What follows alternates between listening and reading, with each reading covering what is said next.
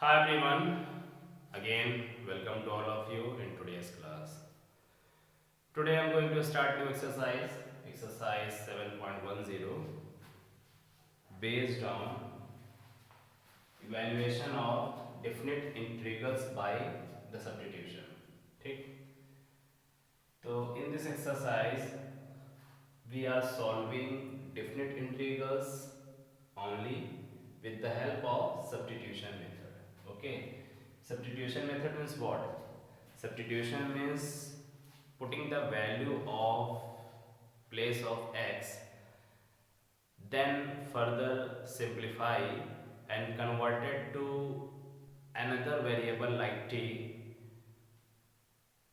and after that change the limit also, change the lower limit and upper limit of definite integrals also, then apply differentiate sorry integrate with respect to another variable or supposing variable. ठीक, जो हम लोग suppose करते हैं। तो mostly इसमें जितने भी मेथड थे वो क्लियर हुए। लास्ट क्लास में हम लोगों ने डिफरेंट इंटीग्रल्स के कैलकुलेशन को सॉल्व किया और कैसे लिमिट को अप्लाई करनी चाहिए वो चीज़ किया। बट इन एक्सरसाइज 7.10 ना ये तो evaluate the integrals in the exercise this using substitution. अगर कोई क्वेश्चंस आ भी जाता है कि evaluate integrals with the help of by substitutions, तो फिर वहाँ पर उस क्वेश्चंस के लिए आप बाउंड हो जाएंगे और सब्स्टिट्यूशन मेथड के ही थ्रू सॉल्व कर पाएंगे। बट आपको उसके अलावा और कई मेथड आते हैं। तो कैलकुलस में जितने भी क्वेश्चंस मिल रहे हैं या ट्रिग्नोमेट्री में, उसके क्वेश्चनों का सलूशन कई टाइप्स में हो जाते हैं। ठीक, अपनी अपनी कन्वीनियंट के अकॉर्डिंग सॉल्व होता है। बट अगर उसमें सिर्फ लिखा है ओनली सॉल्व, इवेलुएट, सिंप्लीफाई, तो आप कुछ भी कर सकते हैं। बट अगर प्रिंसिपल पे बेस्ड हो गया तो आप बाउंड हो जाएंगे। ठीक, तो इस क्वेश्चन में हम लोग को सब्स्टिट्यूशन भी करना है और डिफिनेट का भी करना है। ठीक है, तो आइए स्टार्ट करते हैं evaluation of definite integrals with the help of substitution method. Take first question.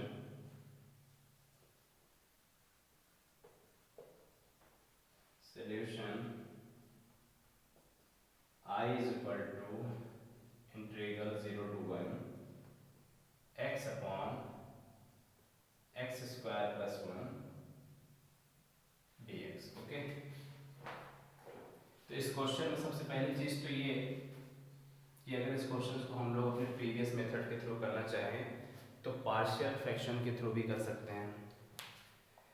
Directly x के प्लेस पे कोई हम वैल्यूज पुट करके भी कर सकते हैं। एंड लास्टली हम न्यूमिनेटर और डिनोमिनेटर को पूरी तरीके से सब्स्टिट्यूट भी कर सकते हैं। कैसे? If x square plus 1 suppose t, तो after differentiation of x square plus 1 we obtain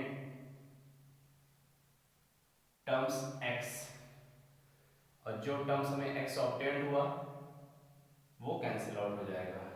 तो firstly let x square plus 1 is equal to t, so x square means 2x 1 0 is equal to dt upon dx, by the cross multiplication dx is equal to dt by 2x। Okay, इस condition को save कर लेते हैं। But जब हम कुछ suppose करेंगे तो तुरंत डिफिनिट इंटीग्रल्स के केस में हम अपनी लिमिट को भी चेंज करेंगे। ठीक,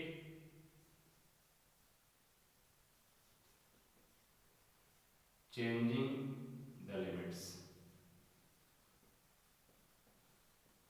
चेंजिंग द लिमिट्स क्या चेंज करना है? जब क्वेश्चन हमारा x के फॉर्म में था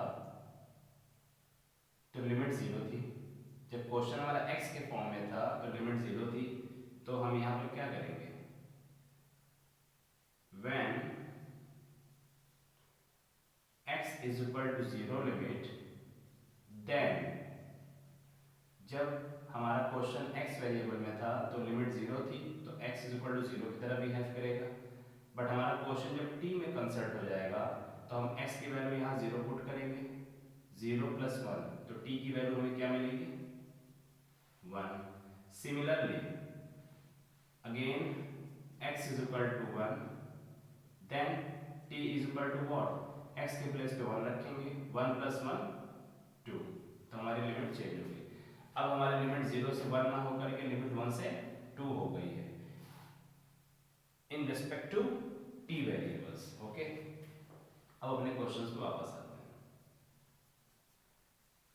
like this, limit 1 to 2 x upon x square plus 1 suppose t and value of dx is here, क्या है, dt by 2x, so x cancel out, 1 upon 2 overall constant है, again integral 1 to 2, remaining continuous function क्या है, 1 upon t dt, और 1 upon t dt का हम लोग integration क्या जानते हैं, जिस तरीके से 1 upon x dx का इंटीग्रेशन हम लोग log x जानते हैं, ठीक उसी तरीके से इसका इंटीग्रेशन 1 upon log t हो जाएगा। ठीक है, तो 1/2 ओवरऑल आपका कांस्टेंट है, इंटीग्रल हो जाएगा log t, बट जैसे आप डेफिनेट इंटीग्रल हटाएंगे 1 से 2 की लिमिट अप्लाई करेंगे। And now putting the values, 1 upon 2 in bracket applying the limit like upper limit 2 to log 2 and minus lower limit 1, तो we can say log 1। जब log में कोई चीज सब्ट्रैक्ट में होती है तो हम उसको फ्रैक्शन में लिख देते हैं, तो log 2 upon 1, बट 1 कंसिडर नहीं होगा, सो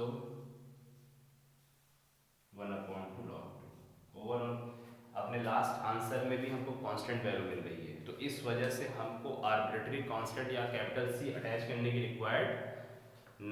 रिक्वायरमेंट नहीं है। ओके, तो this is the solution of question number 1 with the help of substitution के साथ साथ हमने क्या किया, changing the limits. Now question number 2, 0 to π/2 √ sin phi and cos to the power 5 phi d phi। okay, sorry, now come to the question number 2।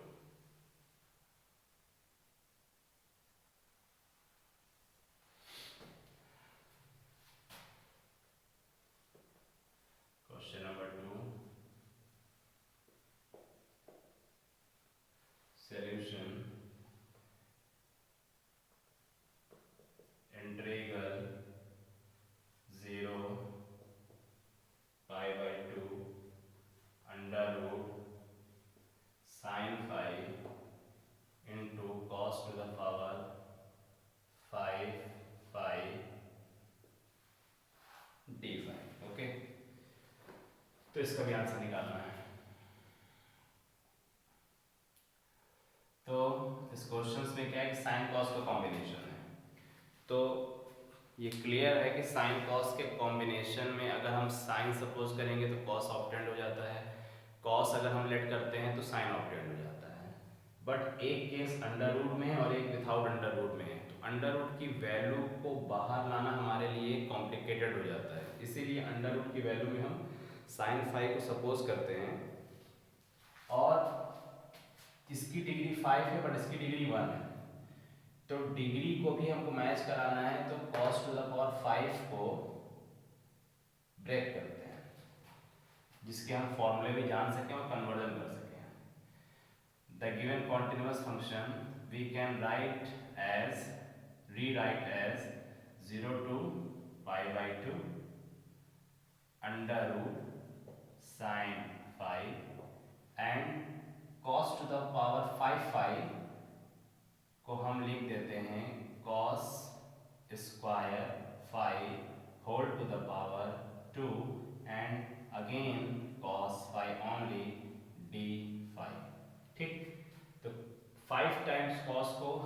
Root का pair के square में कर दिया और एक सेपरेट कर दिया, ठीक है। ऐसा क्यों, देखते हैं।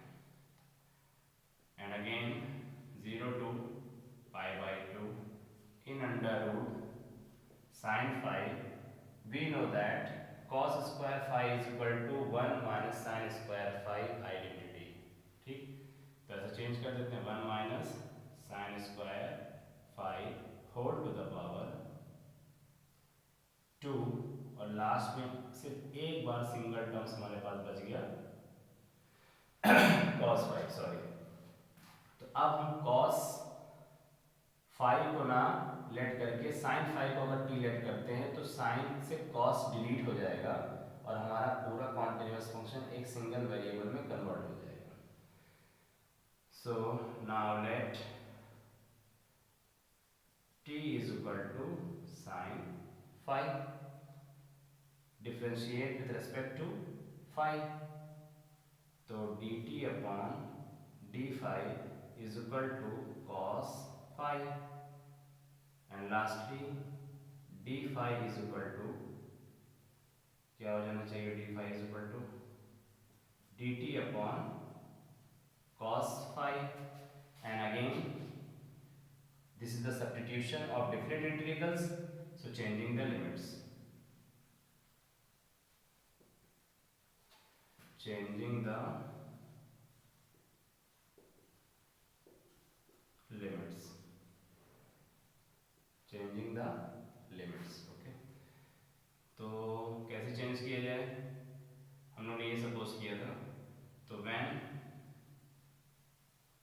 हमारी लोअर लिमिट क्या है, 5 के रेस्पेक्ट में, व्हेन, क्योंकि यहाँ पर वेरिएबल क्या है 5, तो when 5 is equal to 0, then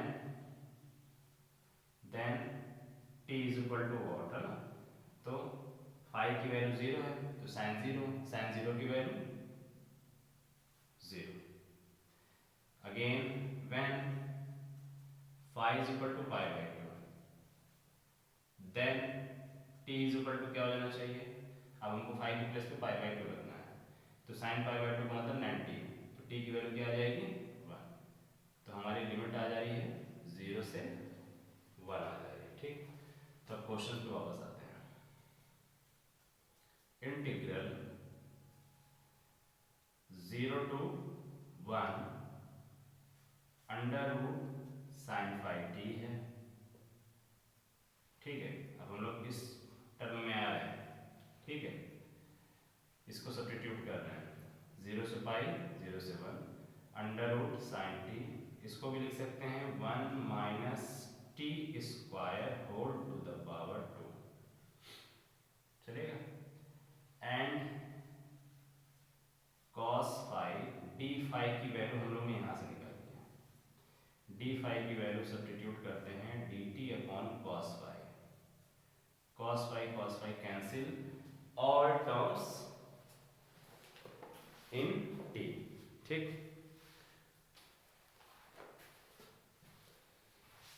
अब इसके बाद फर्दर क्या किया जाए, इसको अलजेब्रिक एक्सप्रेशन की तरह सॉल्व करते हैं।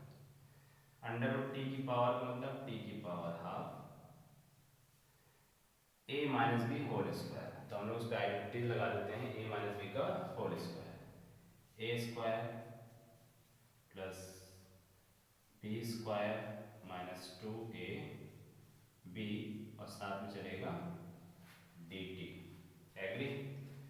इसका और हम लोग प्रोसेस सॉल्व करते हैं, 0 से 1 लिमिट चलने दीजिए, नाउ ओपन द ब्रैकेट, तो जैसे ब्रैकेट ओपन करेंगे क्या हो जाएगा, t की पावर हाफ प्लस ये हाफ है, ये 4 है, तो 1/2 प्लस 4, टेकिंग एलसीएम 2, 4 2 जा 8, 8 1 9, तो इस तरीके से 9/2 आएगा।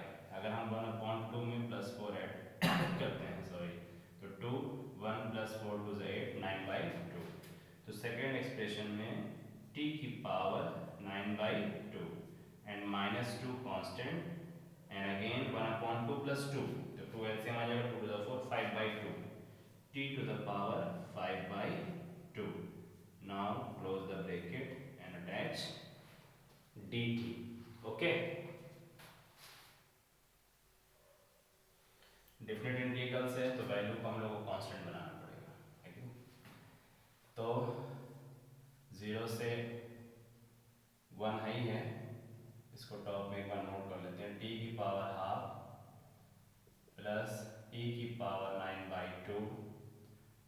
-2t⁵/2 और ये हो जाएगा आपका dt। इसको मैं एक बार नोट कर दिया, ठीक। तो अब क्या किया जाए, इसको हम लोग डायरेक्टली सिंप्लीफाई करते हैं। तो सिंप्लीफाई करने के लिए सबके साथ मल्टीप्लाई करना पड़ेगा। तो क्या करते हैं कि हम सबका इंटीग्रेशन करके और स्क्वायर ब्रैकेट में 0 1 लगा देते हैं। अगर t⁵ का हम लोग इंटीग्रेशन करेंगे तो ये x⁴n का फॉर्मेट है, तो 1/2 में 1 ऐड हो जाएगा, 1/2 + 1 taking LCM 2 3/2।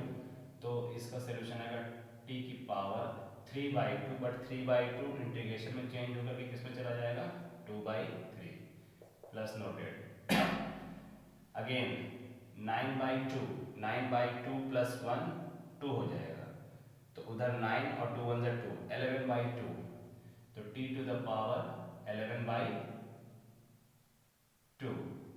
11/2 but here 2/11।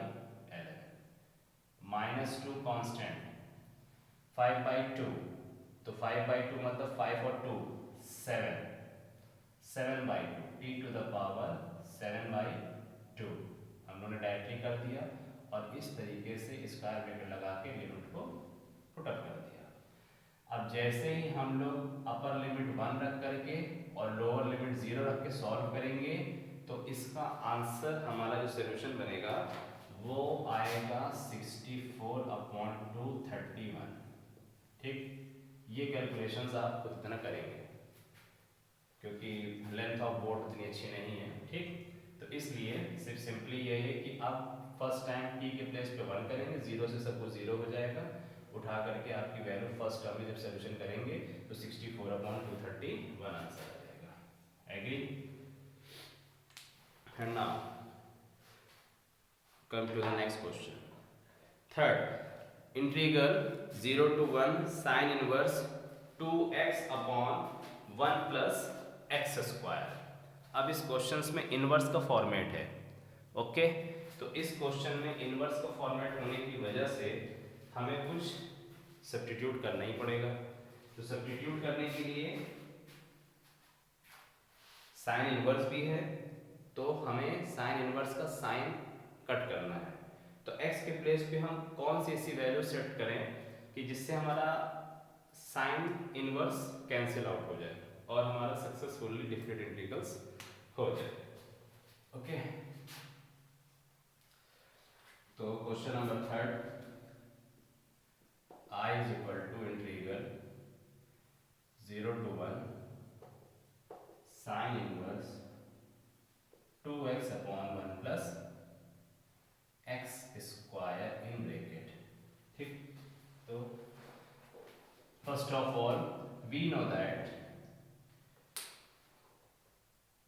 2 tan θ upon 1 + tan² θ, 2 tan θ upon 1 + tan² θ is equal to sin 2θ firstly case, and second case 2 tan θ upon 1 + tan² θ is equal to tan 2θ। ठीक, तो इस केसेस में हम लोग tan 2θ के फॉर्मूले sin 2θ के फॉर्मूले जानते हैं, एक sin 2θ और एक tan 2θ, दोनों का RHS फॉर्मेट सेम है। ठीक, तो अब यहाँ पर हम क्या करते हैं, x के प्लेस पे हम tan θ रखना पसंद करते हैं। लेट x = tan θ, सो इसको डिफरेंशिएशन करना पड़ेगा। तो x का हो जाएगा हमारे पास क्या, थीटा के रिस्पेक्ट में dx/dθ, और tan θ का हमारे पास हो जाएगा sec² θ। क्रॉस मल्टीप्लाई करके यहाँ पर dx हम लोगों ने शायद नहीं लिखा। ठीक, तो अब यहाँ से जब हम dx की वैल्यू निकालेंगे तो dx की वैल्यू यहाँ पर हमारे साथ हो जाएगी sec² θ dθ।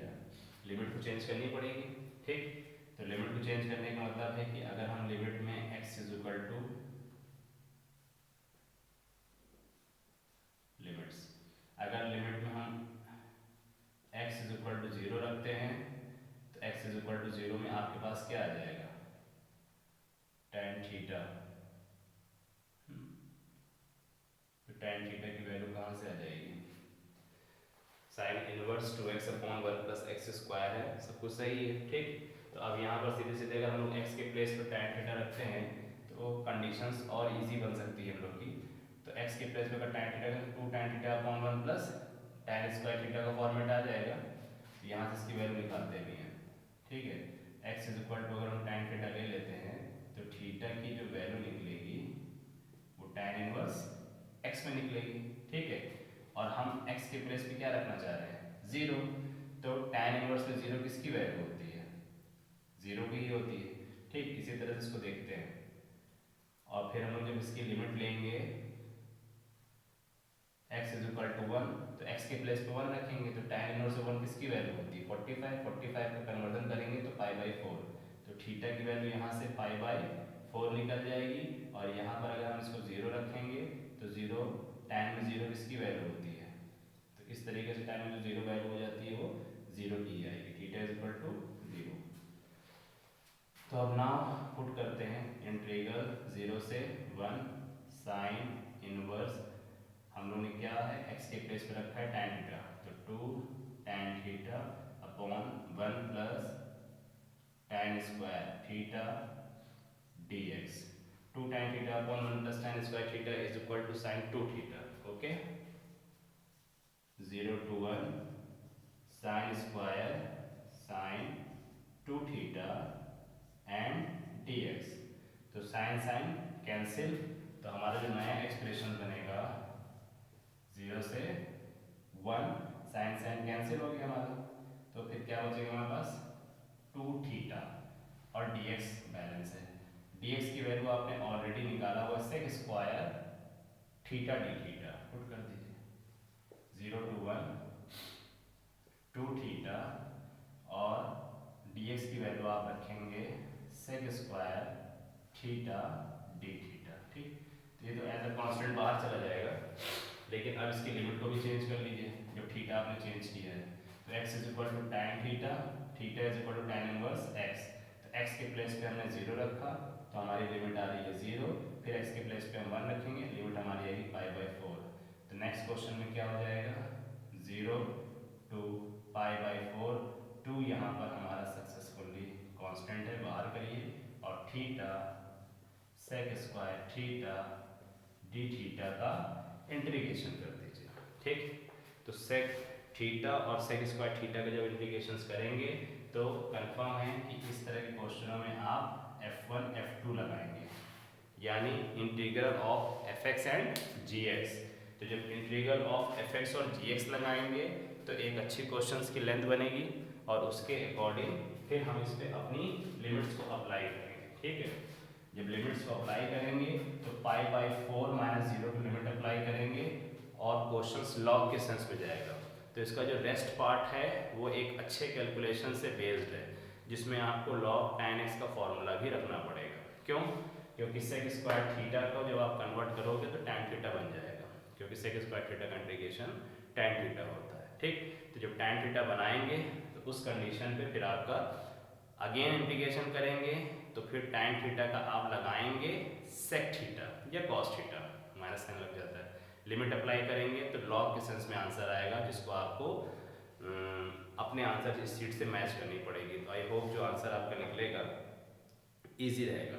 2 कॉमन हमारा चल ही रहा है, एक प्लेस पे π/4 आएगा और माइनस लॉग √2, यानी ये वाला 2 बाहर रहेगा, π/4 एक एंगल बनेगा, माइनस का साइन लॉग √2 आएगा, ठीक। तो इस क्वेश्चंस को अपना फर्दर कैलकुलेट करके इस आंसर से मैच करिएगा और रेस्ट ऑफ द क्वेश्चंस को फर्स्टली अटेम्प्ट करिएगा और आई होप कि आपको करना होगा, क्योंकि ये सारी क्वेश्चंस इंपॉर्टेंट हैं, ओवरऑल ये एक्सरसाइज इंपॉर्टेंट है। ओके चिल्ड्रन, तब तक के लिए थैंक यू सो मच।